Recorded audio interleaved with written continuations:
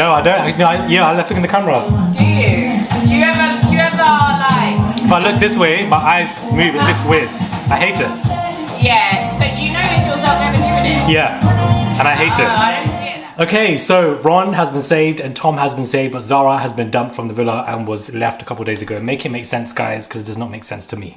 Hey guys, it's Murad Marali. Hope you guys are all doing well today. Back at it again with another video. If you have not subscribed, guys, click that button. It is what? Daily and consistent content, guys, injected. And let's get straight into this review. The only exciting part of this episode to me was Jama once again walking in another beautiful outfit. She's really come in and she's owned the show completely. She's done what Caroline Flack used to do, and I just love her for it. She's taken it in her own stride. This is her show. This is her island. Some of these islanders are more excited to see Jama than be with the current people that they are with right now. So, you know, the impact, everything, and shout out to a stylist because a stylist is getting it right, and I'm absolutely here for it. Now, don't understand who is saving Tom and who is saving Ron. It doesn't make any sense to me, and unfortunately it was left on a cliffhanger, and if they're leaving it on a cliffhanger on a dumping, it clearly means that nothing else is going on this Sunday, and it seems to be a very boring week of Love Island outside of the Zara Tanielle stuff, which is quite exciting, but her being immediately dumped from the show, to me it just comes across as immediately boring once she has exited.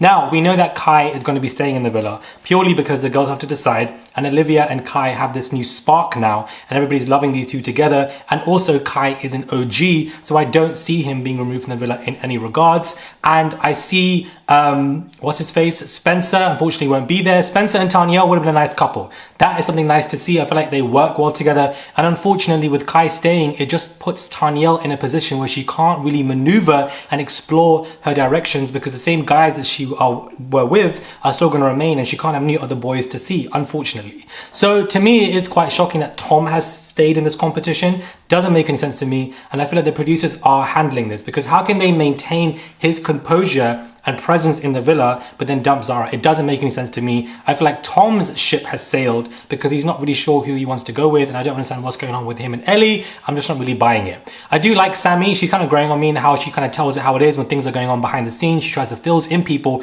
and you need people like that to engineer storylines and get them going, so I'm not mad at her when she does that. It looks like the love triangle is back on again between her and Ron and Lana and whatever. I just don't get what Ron's doing. He's playing both sides of the coin. He's keeping Lana as a safety net, and it's tiring now, and I think that him leaving the villa, his presence won't be missed as much. I just feel like I don't know what else Ron is going to be giving to the show, but it is what it is, guys. I do think that he is still a character that brings something, but how much more can you give is just my question. I'm glad that Shaq and Tanya sorted out their issues, because for them to break up over this would make no sense, and then would put other couples in the pole position for being the #1 favorites or the strongest, and Tanya and Shaq are both OGs, and they need to use that to their strength to carry on in the competition. I'm glad that Tanya and Shaq just had that communication. Shaq was clear with how he felt, and they sorted it out. And you know, it was really a non-issue, and I don't know why Shaq got over emotional over it. As somebody who is emotional, I can understand that, but at the same time, I don't think that, you know, Tanya did anything wrong in that issue at all. It was a challenge, it was a game, nothing more, nothing less. But I'm glad these two are definitely there because they are the strongest couple in the villa as of right now. And Will and Jessie are still doing well, but I'm still going to keep saying what I said last night. Jessie to me comes across as rehearsed because I'm just not really here for her. Hopefully Aaron can pack his bags and go back down under to Australia to live with the kangaroos and the spiders, because we're not really here for you. Doesn't make any sense as to why you're even here. Nobody asked for you to come here. You're very much part of Love Island team furniture, and that is where you will remain. He's done nothing in the villa. You can't bring in islanders from other seasons abroad and not them actually have an impact to do anything in the show. And I feel like Aaron has done nothing but get dragged by Tanielle, and rightfully so, and I find it just to be annoying. So Tanya and Shaq are the strongest couple, #1 right now.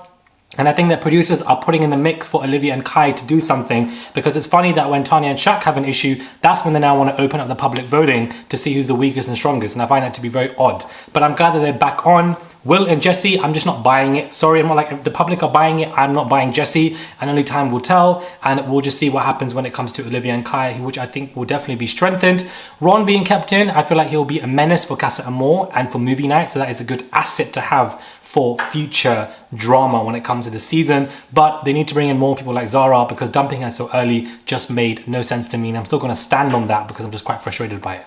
Let me know your thoughts are when it comes to this quick review of this episode. Subscribe to the channel, click that button, comment down below, and I'll catch you guys soon for another review. You guys can talk now. Daily inconsistent. Listen. How do you remember all of Really that? wish that I could bang out videos like that. When you first started doing I was this, going for like 2 when you minutes. first started doing this, were you always like this, or you feel like you've built up to No, really- initially I was stuttering, or Yeah. like I didn't know what was going on. Like I was nervous as fuck. I was like, what am I going to try? Constant experience. But then when you That's what watch you TV do. shows and you like or dislike characters, then your character comes out. Yeah. And then it's easy for you to just do it. And then when I'm doing it every day, you just gain the confidence just to be like, Yeah. I Huh? feel like, do you remember how you felt when you put like your first video out and stuff? well, there's been an interview.